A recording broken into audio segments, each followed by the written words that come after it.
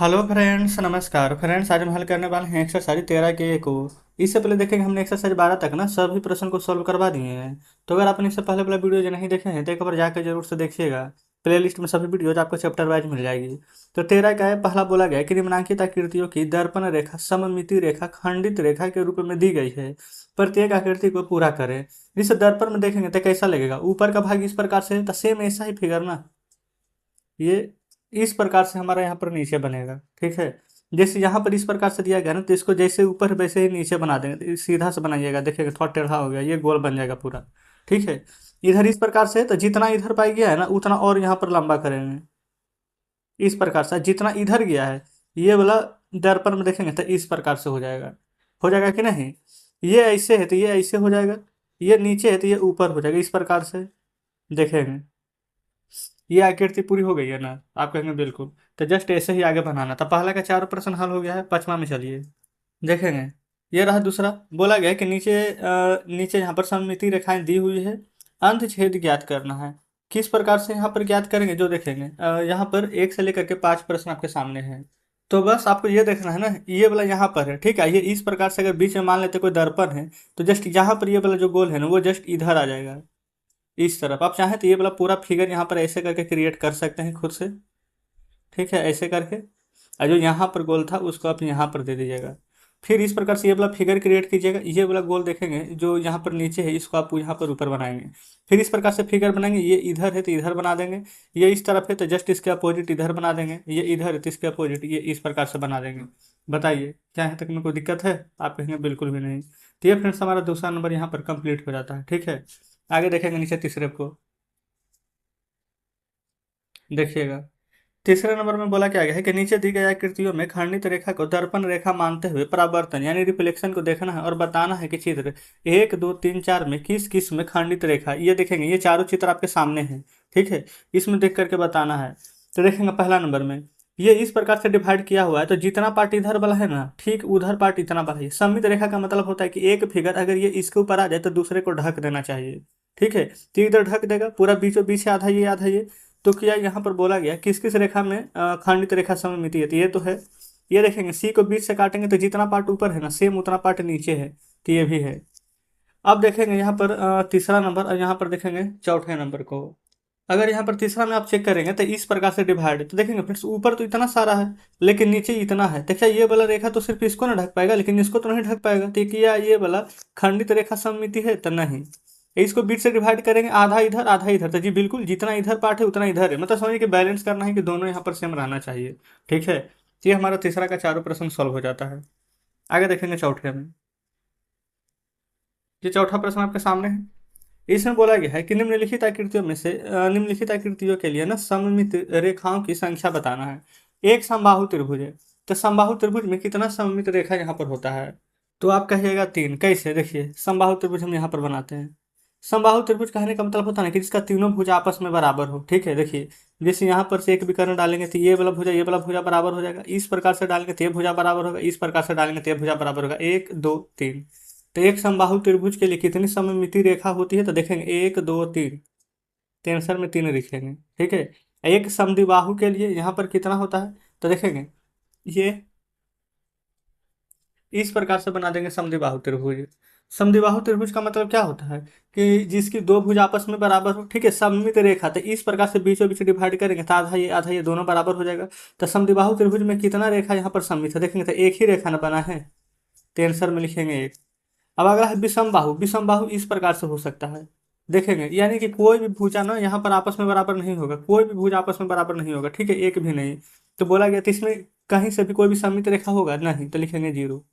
ठीक है, अब बोला गया है एक वर्ग, तो वर्ग यहाँ पर कैसे बनाएंगे? तो जिसकी चारों भुजा आपस में बराबर होता है, देखेंगे इस प्रकार से वर्ग बना सकते हैं।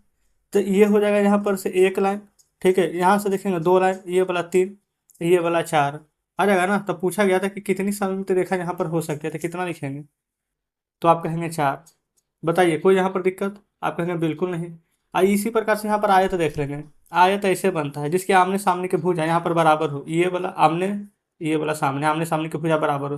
तो कितना लाइन है? 1 1 2, तो जस्ट यहाँ पर 2 लिख देंगे। बताइए कोई दिक्कत यहाँ तक? आप कहेंगे बिल्कुल नहीं। फिर एक समचतुर्भुज, देखिएगा, सम चतुर्भुज यहाँ पर कैसे बनाएंगे, आप इस प्रकार से बनाइएगा, देखेंगे। ठीक है, चारों भुजा समान है तो एक यहाँ पर से हो जाएगा विकर्ण, एक यहाँ पर से हो जाएगा, तो एक रेखा और एक दो रेखा। तो यहाँ पर कितना रेखा लिख देंगे, तो आप कहेंगे दो। बताइए, यहाँ तक में कोई दिक्कत, आप कहेंगे बिल्कुल नहीं। अब अगला देखेंगे, अगला यहाँ पर समांतर चतुर्भुज। समांतर चतुर्भुज कैसे बनता है, इस प्रकार से जस्ट कह सकते हैं कि आयत की तरह से। तो यहाँ पर ना कोई भी लाइन यहाँ पर नहीं खिंचाएगा, है ना, सममित नहीं होगा। तो आप चाहें तो यहाँ पर इस प्रकार से जीरो लिख सकते हैं। बताएंगे यहाँ तक में कोई दिक्कत, आप कहेंगे बिल्कुल नहीं।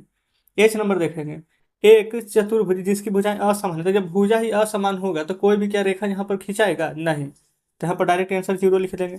एक सम षटभुज, देखिए सम बाहु में तीन भुजा होता है ना, उसी प्रकार से षटभुज, षट मतलब छह भुजा होता है, तो आप यहाँ पर छह लिख देंगे। ठीक है। अच्छा, वृत्त, तो वृत्त तो इस प्रकार से बनता है, एक गोल बना देंगे तो यहाँ पर वृत्त बन जाएगा। तो इसमें कितना सममित रेखा खींची जा सकती है, तो लिखेंगे असीमित या फिर अनंत। अब आप कहेंगे कैसे, मान लेते वृत्त है जहाँ पर केंद्र है, तो यहाँ यहाँ यहाँ यहाँ यहाँ यहाँ कितना भी रेखा यहाँ पर खींच सकते हैं। समझ गए ना, कोई दिक्कत नहीं।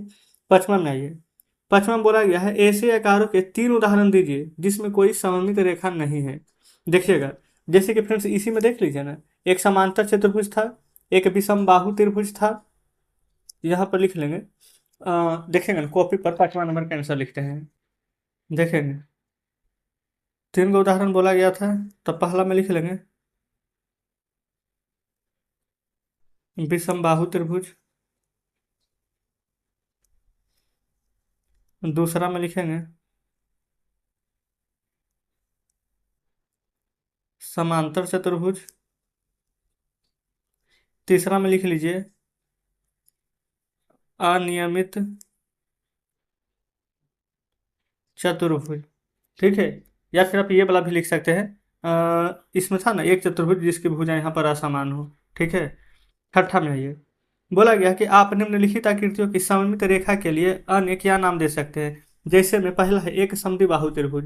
तो समद्विबाहु त्रिभुज होता है ना जिसकी दोनों ये देखेंगे, जिसकी दो भुजा बराबर होती है, ये वाला, तो इस प्रकार से जो खींचे इसको क्या बोलते हैं, माध्यिका। इंग्लिश में बोले तो मीडियन, या फिर आप इसको शीर्षलम भी बोल सकते हैं। तो यहीं पर इसका आंसर लिख रहे हैं, चलिए ना कॉपी पर ही लिख लेंगे। तो यहाँ पर लिखेंगे छठा का पहला में माध्यिका, या फिर इसी को आप शीर्षलम भी बोल सकते हैं। ठीक है। दूसरा में एक वृत्त के लिए क्या नाम दे सकते हैं, तो एक वृत्त के लिए हम नाम देंगे व्यास। अब आप कहेंगे कैसे, समझिएगा। देखिए, जैसे कि फ्रेंड्स मान लीजिए ना कि हमने यहाँ पर इस प्रकार से एक वृत्त बनाया है। ठीक है। अच्छा, ये कहीं पर केंद्र होगा, केंद्र पर प्रकार रख कर नहीं वृत्त बनाए होंगे, तो यहाँ से यहाँ तक लेंगे ना, तो ये हमारा होता है यहाँ पर त्रिज्या। ठीक है, एक पॉइंट से लेकर के कहीं भी आप काटेंगे ये हमारा त्रिज्या बन जाएगा। और जस्ट यहाँ से यहाँ तक लेंगे ना, तो इसको आप यहाँ पर व्यास कहिएगा। ठीक है। देखिए, d/2 बराबर आप आर कर सकते हैं, या फिर ऐसे बोल सकते हैं डी बराबर ये दो इधर गुना हो जाएगा तो 2r। कहने का मतलब क्या है, डायमीटर मतलब व्यास, 2r यानी कि दो बार त्रिज्या का गुना। यानी कि यहाँ से यहाँ तक लेंगे तो मान लेते हैं कि ये वाला यहाँ तक आर है, ये वाला आर है, तो आर आर कितना हो जाएगा 2r। इस पूरे को ही हम बोलते हैं डी, डायमीटर व्यास। ठीक है, तो एक रेखा जो यहाँ पर खींचेंगे तो उसको हम बोलेंगे यहाँ पर व्यास। ये आपके सामने है, देखेंगे ये हमारा यहाँ पर छठा नंबर भी कंप्लीट हो जाता है। चलिए आगे देखेंगे, आगे 7 नंबर प्रश्न को। 7वें नंबर में यहाँ पर क्या बोला गया है, निम्नलिखित आकृतियों में से प्रत्येक में सममित रेखाएं यदि हो तो उसकी यहाँ पर पहचान करना है। जी बिल्कुल, ये कैसे करके पहचान करेंगे, देखेंगे ये वाला त्रिभुज है ना, यहाँ से देखेंगे ये यहाँ पर से एक कट हो जाएगा, यहाँ पर से, और एक यहाँ पर से। ये हमारा क्या था, समबाहु त्रिभुज, है ना। जो जो होगा उसको पहचान करना, जहाँ से कट सकता है। देखेंगे इधर से भी काटेंगे तो ये देखेंगे थोड़ा सा बग हिल गया, ये बीचों बीच काटिएगा। यहाँ से भी काटेंगे तो ऊपर नीचे बराबर हो जाएगा। सेम यहाँ से भी इस प्रकार से वो कट जाएगा, सेम यहाँ से भी कट जाएगा, और सेम यहाँ से भी कट जाएगा, है ना। आप कहेंगे जी बिल्कुल सही है। अच्छा, यहाँ पर देखेंगे d नंबर में, क्या ये वाला यहाँ पर कट सकता है, जी बिल्कुल। देखेंगे कैसे, यहाँ से भी कट जाएगा एकदम बिल्कुल, यहाँ से कटेगा बिल्कुल एकदम बराबर भाग में। सेम वही कंडीशन इसमें बनेगा, ये इस प्रकार से और ये इस प्रकार से। यहाँ पर देखेंगे ये इस प्रकार से बीचों बीच कटेगा, और इधर से जितना तरीका से कट सकता है वो सभी हम यहाँ पर बताते हुए चल रहे हैं। इसमें देखेंगे इसमें कैसे काटेंगे, सिर्फ एक एक बार यहाँ पर इस प्रकार से बीचों बीच, क्योंकि इधर काटेंगे ना तो नीचे वाला शेप दूसरा है, ऊपर वाला शेप दूसरा है, तो बराबर हमारा सममित नहीं होगा। समझ गए ना। तो ये इस प्रकार से यहाँ पर हमारा 7वां नंबर पूरा हल हो गया। नीचे देखेंगे आंसर दिया गया है। तो जस्ट यहाँ पर एक्सरसाइज 13 का एक सभी प्रश्न हमने यहाँ पर सोल्व करवा दिए हैं। कमेंट बॉक्स में जरूर से बताएंगे कि आज का चैप्टर आपको कैसा लगा। वीडियो अच्छी लगी हो तो वीडियो को लाइक और चैनल को सब्सक्राइब कर दीजिएगा। तो ठीक है, मिलते हैं हम आपसे कल नेक्स्ट वीडियो में नेक्स्ट चैप्टर के साथ।